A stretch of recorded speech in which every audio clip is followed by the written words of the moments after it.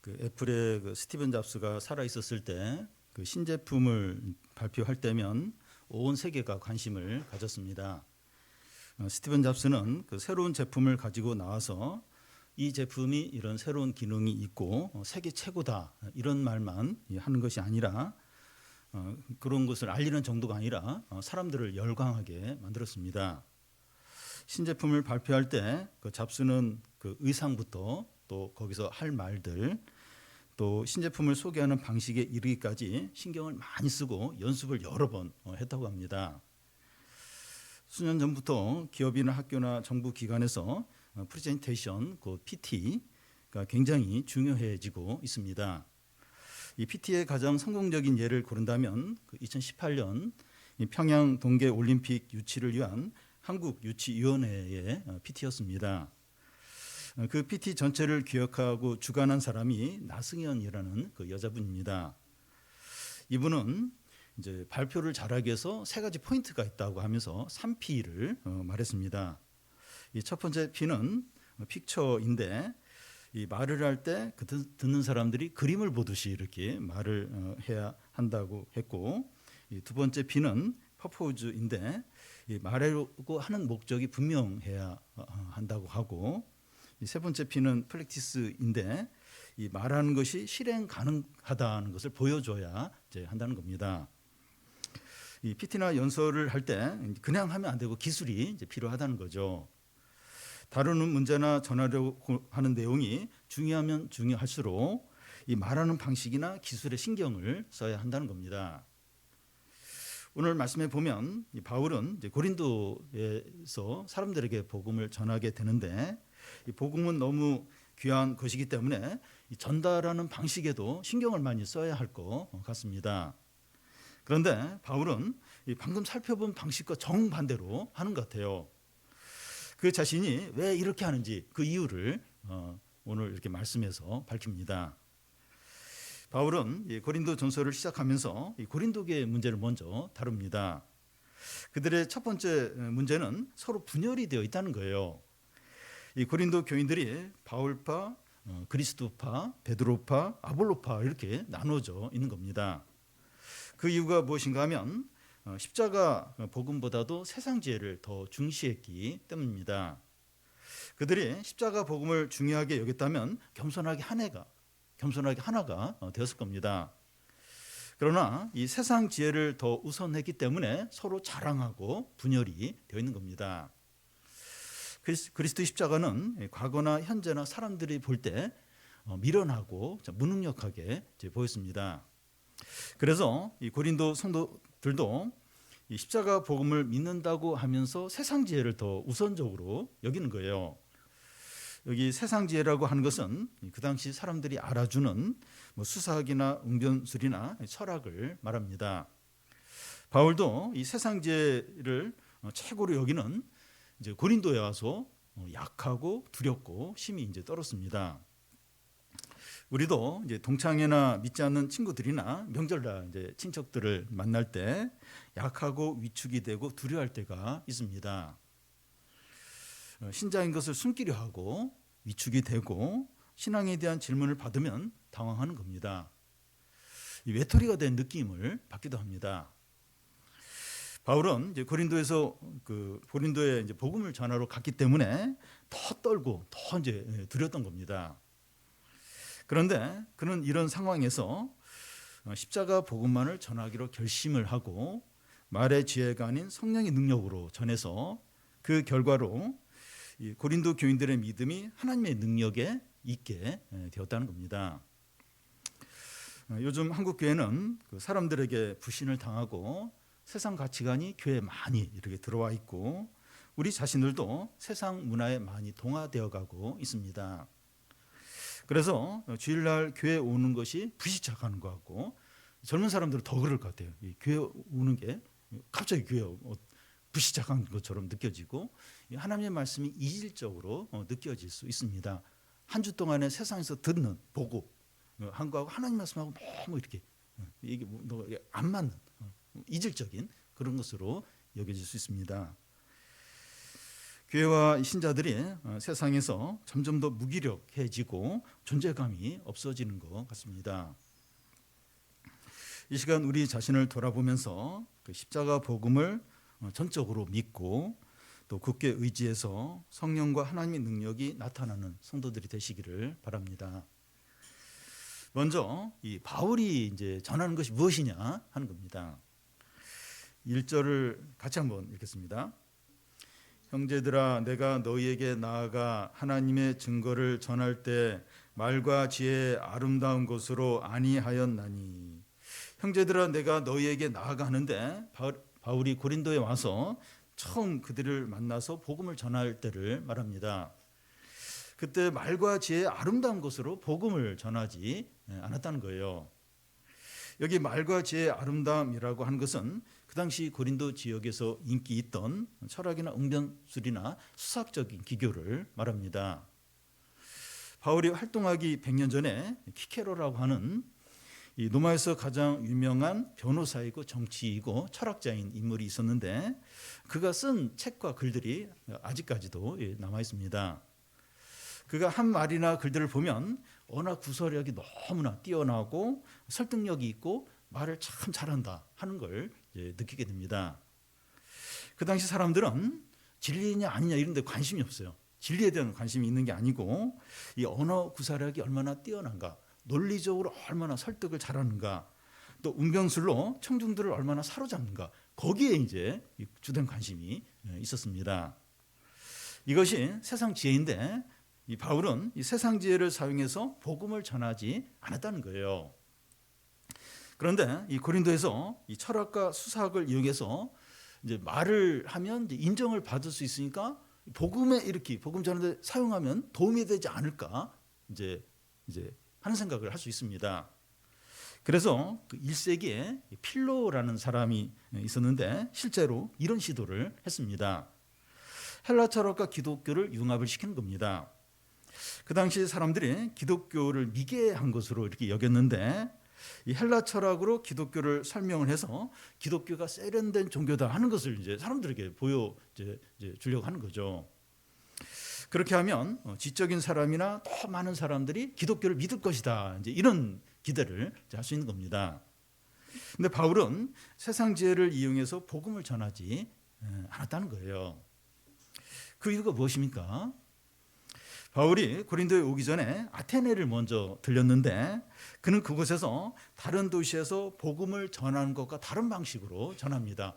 그 이제 사도행전에 보면 그 아테네에서 복음을 전하는 게 나오는데 다른 도시에서 전한 것과 다르게 이렇게 복음을 전했습니다. 이 세상 지혜를 사용하여 복음을 전했다고도 이렇게 좀 할 수 있어요.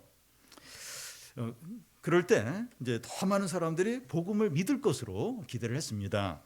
그런데 그곳에서 예수님을 믿는 사람이 불과 몇 명에 불과했습니다. 그러니까 여러 곳에서 바울이 복음을 전했는데 아테네에서 제일 믿는 사람들이 제일 적었습니다. 그래서 바울은 아테네와 비슷한 고린도로 오면서 마음의 결심을 한 것 같아요. 어떤 결심을 했습니까? 2절을 같이 한번 읽겠습니다. 내가 너희 중에서 예수 그리스도와 그가 십자가에 못 박히신 것 외에는 아무것도 알지 아니하기로 작정하였음이라. 이 말은 예수 그리스도와 십자가에 못 박힌 것을 앵무새처럼 기계적으로 반복해서 말하겠다는 게 아닙니다. 바울은 복음을 전할 때 대상에 따라서 복음 전하는 방식을 바꾸는 것을 볼 수 있어요. 이 율법에 익숙한 유대인들에게 복음을 전할 때는 바울은 율법에 매이지 않았지만 율법에 매인 자처럼 율법을 사용해서 이렇게 복음을 전했고, 이방인들에게 복음을 전할 때는 자기도 이방인처럼 이방 문화의 어떤 그런 걸 예를 들면서 복음을 전했습니다. 그리고 이 고린도전서에 보면 이 복음만 전하는 것이 아니라, 그러니까 나는 이제 예수 그리스도와 십자가 복음만 알기로 했다 이러니까 그것만 전할 것 같이 여겨지는데, 이 고린도전서에 보면 그 결혼에 대해서 또 뭐 먹는 문제에 대해서 또 그 교인들 간의 어떤 소송하는 문제에 대해서 여러 가지 주제에 대해서 말씀하는 것을 볼 수 있습니다. 바울이 대상에 따라서 복음 전달 방식을 바꾸기도 하고 여러 가지 주제를 이제 이렇게 말씀하지만 그 기초가 되고 핵심되는 것은 예수 그리스도와 십자가 복음이라는 거죠. 모든 설교에는 그 예수 그리스도와 십자가가 항상 중심이 되고 목적이 되어야 됩니다. 물론 매 설교마다 예수 그리스도와 십자가라는 말이 꼭 들어가야 한다는 것은 아닙니다. 이제 나이 드신 그런 목사님들 중에서는 이걸 아주 이렇게 강조하는 분들이 있습니다. 모든 설교에서 반드시 예수 그리스도가 언급이 돼야 되고 모든 말씀은 십자가와 연결이 돼야 된다고 이제 생각을 이제 하는 거죠. 이런 것이 문자적이고 기계적으로 이제 설교를 이제 하는 게 됩니다. 그런데 설교 안에 예수 그리스도와 십자가란 말이 들어가지 않더라도 모든 사람을 십자가 앞에 세우고 그리스도만 바라보고 의지하도록 해야 됩니다. 설교는 그래야 돼요. 설교는 모든 사람을 이렇게 십자가 앞에 세우고 그리스도의 구원만 바라보도록, 십자가 구원만 바라보도록 그렇게 이제 모든 설교는 그렇게 해야 합니다. 한 번은 로이드 존스 목사님이 그 영국 옥스퍼드 대학 채플에서 설교를 한 적이 있었습니다. 설교를 마치고 나서 학장 부인이 와서 로이드 존스 목사님에게 하는 말이 지금까지 채플에 와서 설교하신 목사님들 중에 목사님만이 우리를 죄인으로 보고 설교를 했다고 이런 말을 했습니다. 며칠 전 그 수능 만점자인 의대생이 데이트 살인을 해서 큰 충격을 주고 있습니다. 수재이든지 유명인이든지 전문가든지 모든 사람을 다 죄인으로 보고 설교를 하는 것이 예수 그리스도와 십자가를 기초한 설교이죠. 이 복음적인 그 바른 설교는 이런 설교죠. 복음적인 설교, 바른 설교가 이런 설교입니다. 바울이 결심한 게 바로 이거예요. 이렇게 이제 하겠다. 이런 결심을 한 겁니다. 여러분, 이 세상 지혜와 이 십자가 복음은 함께 조화가 될 수 없습니다. 세상 지혜가 어떤 겁니까? 이 사람을 우주의 중심에 두고 자아 실현을 최고의 선으로 여기고 자기 행복과 만족과 자기 주장을 마음껏 이렇게 추구하도록 합니다. 인간의 무한한 가능성과 과학기술의 위대함에 찬사를 보내고 하나님 없이도 얼마든지 행복하고 구원이 있다고 말하는 거죠. 그런데 십자가 복음은 어떤 거죠? 부자든지 학자든지 고위직에 있든지 유명이든지 다 소망 없는 죄인이고 하나님의 은혜로만 구원을 받는다 이렇게 이제 말합니다. 이와 같이 세상 지혜와 복음은 본질적으로 달라요. 이게 같이 이렇게 섞이고 이럴 수가 이제 없는 겁니다.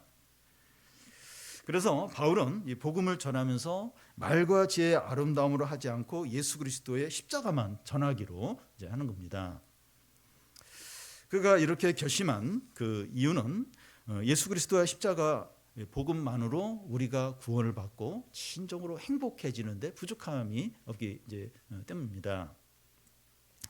예를 들어서 이 최상급 이제 한우 그 고기로 요리를 하는데 양념을 거의 하지 않아도 참 이렇게 맛있다는 것을 느끼게 됩니다. 고기가 워낙 이제 맛있으니까 양념을 많이 하면 오히려 이제 고기 맛이 이제 떨어지기 때문이죠. 세계적으로 뛰어난 성악가가 내한 공연을 할 때 누구를 그 공연에 찬조 출연시킬까 크게 걱정을 하지 않아도 돼요. 왜냐하면 그 성악가 혼자서도 얼마든지 그 공연을 훌륭하게 아주 풍성하게 성공적으로 할 수 있기 때문이죠. 예수 그리스도와 십자가 복음이 그렇다는 겁니다.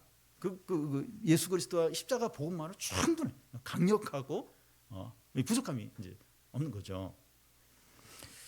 그런데 우리는 이제 복음만으로 전적으로 믿고 의지하는 것을 불안해합니다.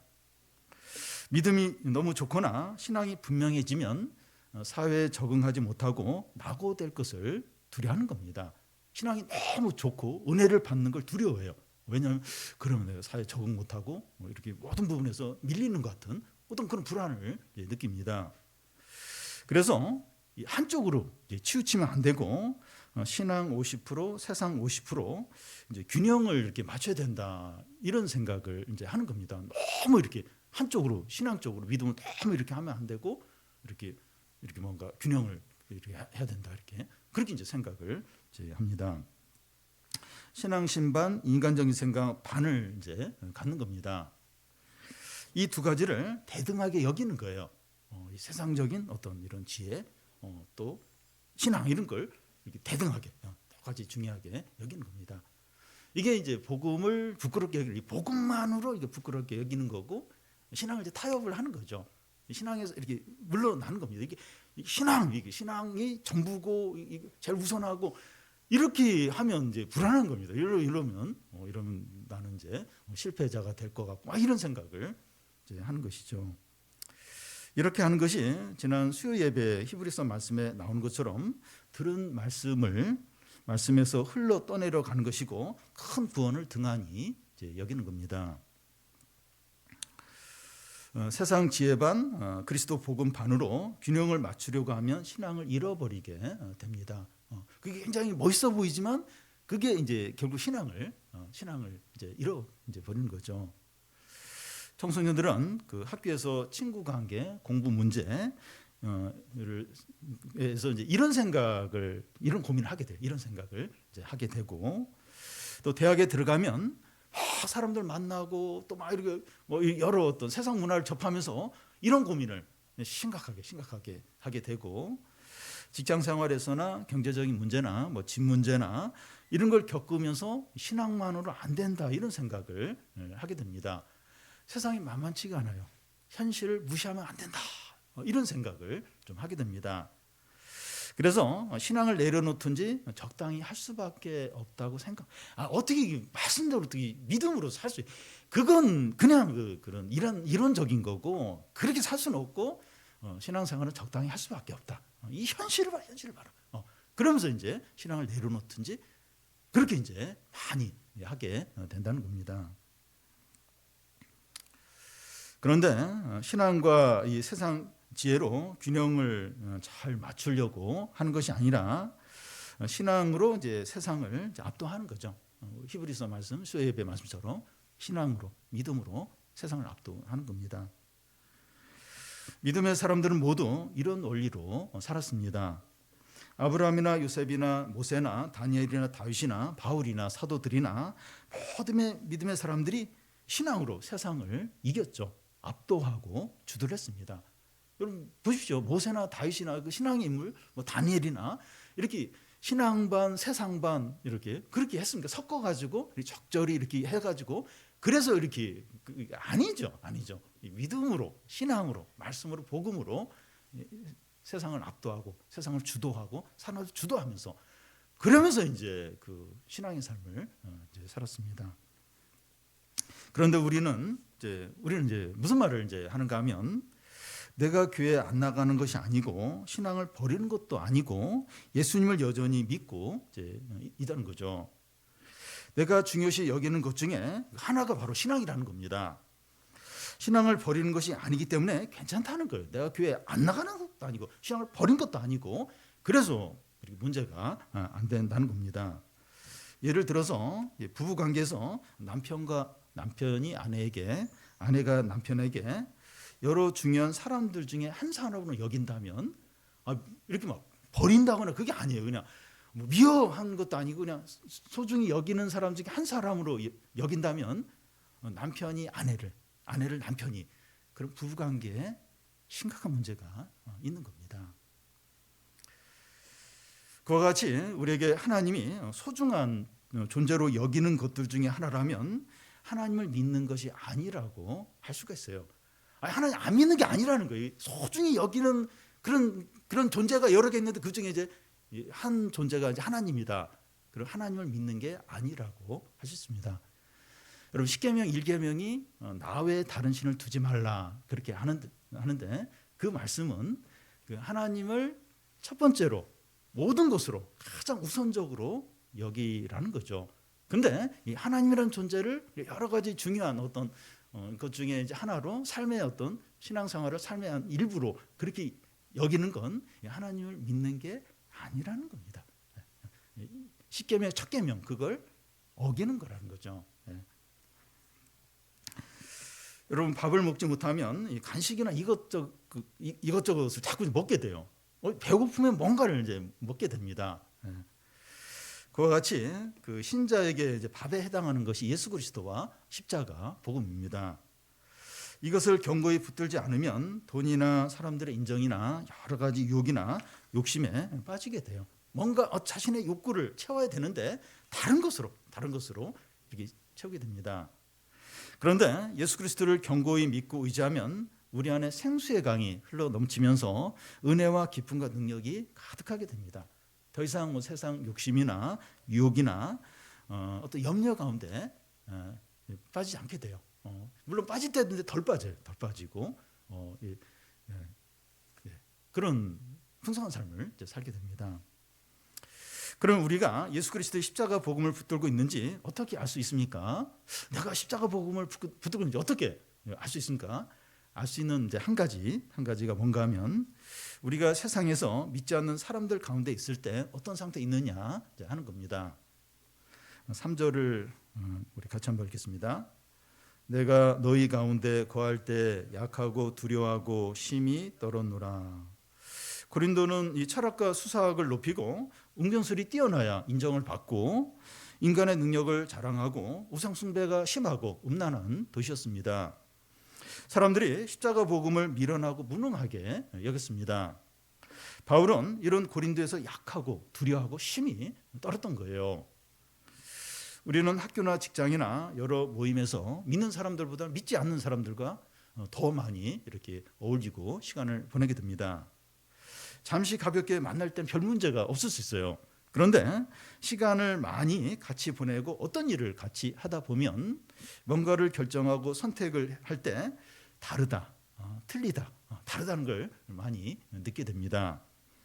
그럴 때 내가 왜 이렇게 하려고 하고 또 반대하는 그 이유를 말해야 될 때 떨리고 두려울 수 있어요. 뭔가 이제 같이 결정을 내려야 되는데 나는 이거 아니다 이렇게 하면서 이렇게 그러면 그 이유를 설명해야 되잖아요. 근데 그 신앙적인 이야기를 해야 될 때 두렵고 이제 떨리는 거죠. 직장 상관하고 직장 윗사람하고 이런 상황이 되면 더 위축이 되고 떨고 이제 두려울 수 있습니다. 그런데 신자가 세상에서 이런 것을 느끼는 건 당연하다는 거예요. 당연하다는 겁니다. 신자라고 하는데 믿지 않는 사람들과의 관계에서 약함과 두려움을 느끼지 않는다면 십자가 복음 말고 다른 것을 붙들고 있지 않는지 돌아봐야 됩니다. 다른 걸 붙들고 있네요. 다른 거. 자신의 실력이나 외적인 자랑을 의지하기 때문에 당당하고 자신감이 있을 수 있다는 겁니다. 만약에 내가 이제 믿지 않는 사람들과 어울리면서 이렇게 여기서 말하는 두렵고 떨리고 약한 이제 그런 걸 못 느낀다면 아니 그러니까 외적으로 부족하고 뭘 못하고 이제 그런 게 아닌데 그냥 이렇게 신자이기 때문에 예수님 믿는 것 때문에 이렇게 두렵고 떨리고 이제 그런 게 만약 없다면 이제 자신의 신앙을 돌아봐요. 내가 진짜 붙드는 게 이 십자가 복음인가? 아니면 내 실력이나 외적인 자랑을 붙들고 그래서 당당하게 이렇게 자신감을 가지고 왜 이렇게 떨지? 왜 이런 두려움을 느끼지? 그러면서 이렇게 살아가고 있지 않느냐 하는 겁니다. 우리가 진짜 이 십자가 복음을 믿고 또 믿음으로 살려고 하면 참 다른 거 다 잘하고 이렇게 외적인 자랑이 많아도 어떤 떨림이 있는 거예요. 두려움이 있다는 겁니다. 근데 그런 게 없다면 자신의 어떤 외적인 걸 의지하고 그래서 우리 자신감을 가지고 살 수 있다는 겁니다. 그러면 이 바울이 두려워 떨면서도 이 다른 것들을 의지하지 않는 이유가 무엇입니까? 4절을 같이 한번 읽겠습니다. 내 말과 내 전도함이 설득력 있는 지혜의 말로 하지 아니하고 다만 성령의 나타나심과 능력으로 하여. 여러분, 그 목사는 그 입을 통해서 모든 일을 하는 사람이라고 할 수 있습니다. 목사의 주된 일이 이제 설교이기 이제 때문입니다. 그래서 목사가 지적이고 말을 잘할수록 말씀도 잘 설명하고 듣는 사람에게 큰 유익을 주게 됩니다. 요즘에는 유머 감각까지 이렇게 갖춰야 될 것 같습니다.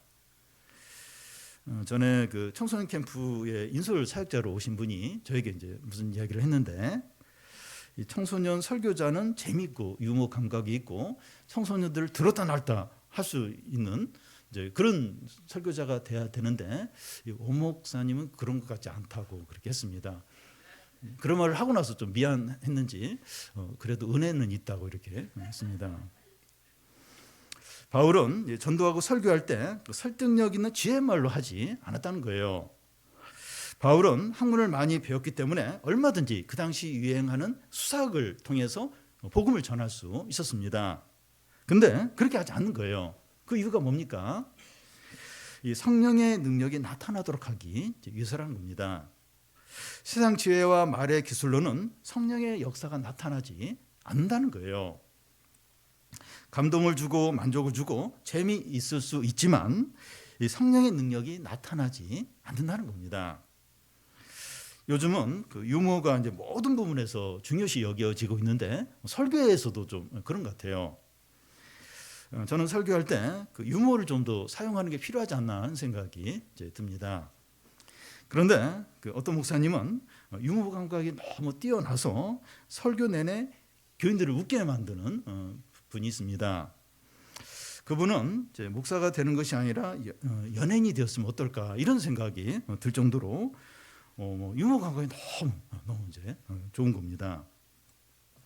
그런데 이제 설교 가운데 유머가 너무 많으면 이 설교를 마치고 나서 남는 것이 웃긴 예만 이제 생각이 날 수가 있습니다.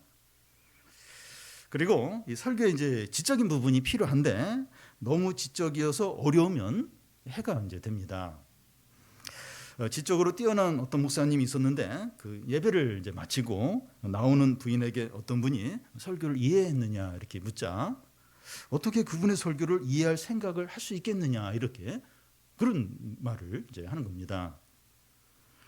설교 곧 말씀을 전할 때 중요한 것은 지적이냐, 재밌냐, 감동적이냐 하는 것이 아니라 성령의 능력이 나타나느냐 하는 겁니다. 바울은 성령의 능력이 나타나는데 모든 걸 다 맞추고 있어요. 그래서 얼마든지 이런 식으로 말하면 이런 걸 사용하면 얼마든지 고린도 사람들이 더 잘 받아들일 줄 알면서도 철저하게 어떻게 하면 성령의 능력이 나타나냐 거기에 이제 모든 걸 맞추고 다 이제 버렸던 겁니다. 그러면 성령의 능력이 나타날 때 어떤 일이 일어납니까? 사람들이 변하고 거듭나고 죄를 버리고 새 사람이 되고 하나님께 돌아오고 구원이 나타납니다. 사람이 본질적으로 달라져요. 본질적으로 변하게 됩니다. 예배 시간이 1시간 정도인데 예배 전과 후가 완전히 다른 겁니다. 말씀이 살아있고 성령이 능력 있게 임하는 그 예배를 드릴 때 이런 놀라운 일이 일어납니다. 세상에서는 불가능한 그런 일들이 1시간 예배 드리는데 1시간 동안에 사람이 바뀌는 거예요. 삶이 달라지는 겁니다. 완전한 변화가 이제 오는 겁니다.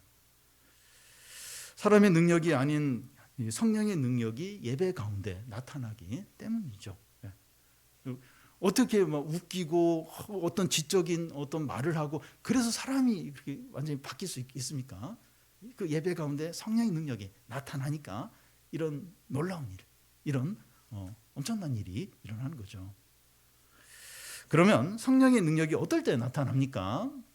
이 예배를 드린다고 무조건 나타나는 것이 아니라 예수 그리스도와 십자가 복음이 능력 있게 선포될 때입니다. 사도행전에 보면 베드로가 이방인 고넬료의 집에 초청을 받아서 예수 그리스도가 하신 일을 전할 때 성령이 갑자기 그들 가운데 임하게 됩니다. 말씀과 성령이 함께 나타나는 거죠. 우리가 복음을 전하고 나눌 때 얼마나 지적이냐, 말을 조리 있게 잘하느냐 하는 것이 결정적이지 않습니다. 우리가 예배 드리거나 소모임을 하거나 개인적으로 이제 묵상을 할 때 십자가 복음과 하나님의 말씀이 바르게 선포되고 나누어지는 것이 필요합니다. 우리 자신이 그 지적으로 이제 부족하고 말을 잘 못하더라도 더욱 예수 그리스도와 하나님의 말씀을 간절히 붙드시기 바랍니다. 그러면 이 성령의 능력으로 놀라운 일이 나타나게 돼요. 놀라운 일이 나타나게 됩니다. 마지막으로 바울이 이제 이런 식으로 한 결과가 이제 무엇입니까? 5절을 같이 한번 읽겠습니다. 너희 믿음이 사람의 지혜에 있지 아니하고 다만 하나님의 능력에 있게 하려 하였노라. 믿음이 사람의 지혜에 기초를 둘 수도 있고 하나님의 능력에 기초를 둘 수도 있다는 겁니다. 집을 모래 위에 짓나 그 반석 위에 짓나 하는 차이와 같습니다. 이 사람의 지혜가 뭡니까? 사람의 지혜가 어떤 거죠? 이 사람의 가능성과 능력을 높이고 돈이나 사회적인 지위나 성공이나 학벌을 의지하게 하는 것을 말합니다. 청소년들에게는 1등급을 받거나 좋은 대학에 이제 가는 거, 또 청년들에게는 대기업이나 연봉이 많은 든든한 회사에 취업하는 거, 장년들은 집과 재산과 노후 준비를 잘하는 거, 그 외에 외모나 또 건강이나 사람들의 인정이나 행복을 잘 누리는 거, 이런 것들이 삶의 목적이고 전부이고 최우선 순위에 있는 겁니다. 우리가 믿는다고 하는데 믿음을 이런 것들에 둘 수 있습니다. 믿는다고 하는데 이런 것들, 방금 언급한 이런 것들에 믿음을 둘 수 있다는 겁니다. 모래 위에 집을 짓는 것과 이제 같은 거죠. 그러면 우리 믿음이 하나님의 능력이 되려면 어떻게 해야 됩니까? 그런데 그런 것들에 두지 않고 하나님의 능력에 우리의 믿음이 이렇게 있게 하려면 어떻게 됩니까? 예수 그리스도와 십자가 복음을 붙드는 겁니다. 우리가 십자가 복음을 믿고 의지할 때 우리가 한없이 약해지고 작아질 수 있지만 하나님의 능력을 누리게 됩니다. 그러니까 이 십자가 복음을 붙든다는 것, 믿는다는 건 우리가 전적인 죄인이고 하나님의 은혜만으로 구원을 받을 수 있고 우리는 소망 없는 그런 자이고 그걸 인정을 하는 거죠. 그러니까 십자가 복음을 이렇게 붙들 때 믿을 때 한없이 우리는 작아져요. 한없이 무기력해집니다. 약해져요. 이제 그럴 때 이제 하나님의 능력을 누리게 되는 거죠. 그러니까 세상 지혜, 사람의 지혜가 문제가 뭔가 하면 그건 자신의 가능성, 눈에 보이는 거 이걸 붙들게 해요. 그러니까 이제 하나님의 능력을 누리지 못하는 거죠. 이 눈에 보이는 이런 것에 자신의 모든 걸 두고 거기에 자신을 맡기고 그 모래 위에 이제 집을 짓는 것과 같은 거죠. 그런데 우리의 믿음이 하나님의 능력에 있게 하는 것은 십자가 복음. 우리는 한없이 약해지고 죄인이고 소망이 없어지지만 주님의 그 은혜, 주님의 은혜를 붙들므로 하나님 능력을 누리는 이런 거죠.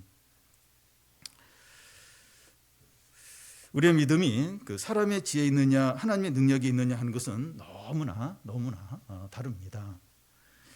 최근에 중국 남부에 큰 홍수가 나서 집과 건물과 다리와 자동차가 휩쓸어가는 엄청난 그런 재난을 우리가 영상으로 이제 보는데요.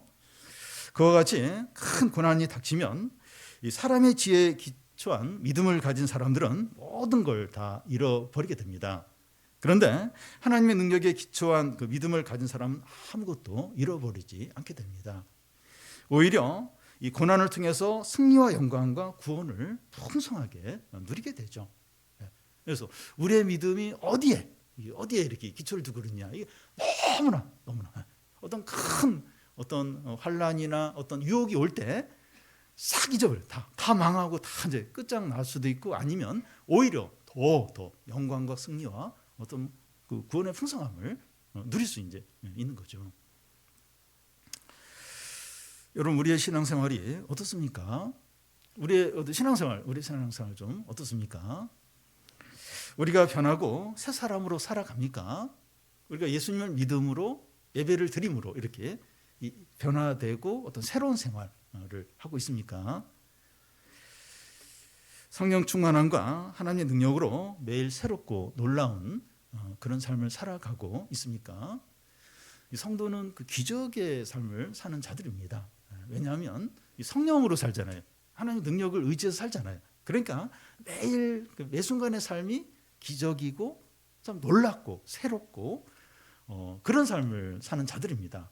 지루에 죽겠고 매일 틀에 박힌 삶이고 그건 성도의 삶이 아니에요. 성령이나 하나님 능력과 상관없는 그냥 그 세상 지혜와 어떤 사람 지혜와 어떤 그걸로 그냥 이제 사는 삶이죠.